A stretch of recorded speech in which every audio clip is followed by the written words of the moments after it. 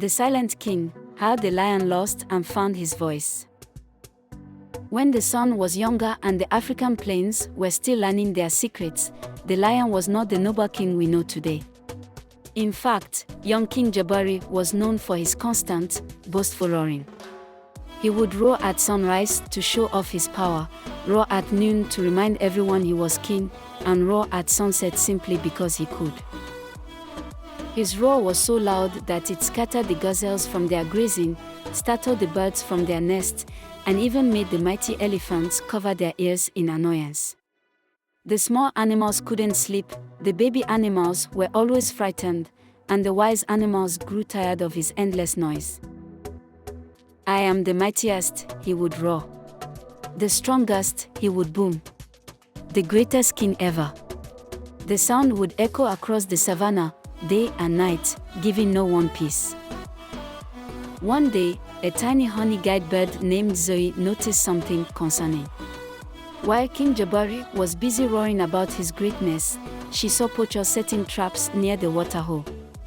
She tried to warn the king, but he was too busy hearing his own voice to listen to her tiny one.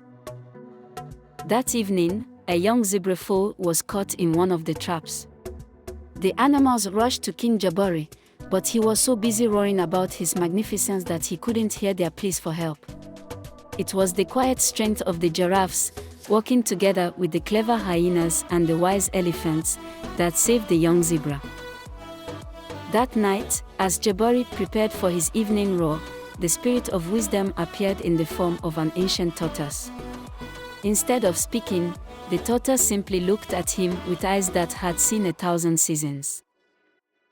"What?" Jabari demanded.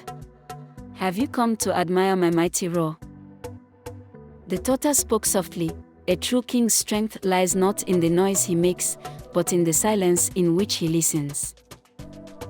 Before Jabari could respond, the tortoise touched his throat with one weathered foot. In an instant, the mighty roar that had been Jabari's pride vanished completely. Panic struck the young king. How would everyone know he was in charge? How would they know he was strong? How would they remember he was king? But in his new silence, Jabari began to notice things he'd never heard before. He heard the morning songs of birds warning about dangerous snakes. He heard the whispered conversations of zebras about the best grazing spots. He heard the quiet wisdom of elephant matriarchs teaching their young about surviving drought. For the first time, he heard the heartbeat of his kingdom. Days turned into weeks, and something remarkable happened. Without his roar to hide behind, Jabari learned to lead in new ways. He listened to disputes instead of shouting them down. He watched and learned from the wisdom of other animals. He began to understand that true strength often whispers rather than shouts. The animals noticed the change. They started coming to him not because his roar demanded it, but because his silence welcomed them. The smallest mouse could now share its concerns without fear, and the wisest elephant found a thoughtful ear for their counsel. One morning, as Jabari sat listening to his kingdom's dawn chorus, the tortoise returned. "You have learned well," it said. "A king's roar returns when it serves his people, not his pride." At that moment, Jabari felt his voice return, but it was different now. His new roar emerged only when truly needed, to warn of danger, to call his pride together, or to celebrate genuine victories. It was no longer a roar of pride, but a roar of purpose.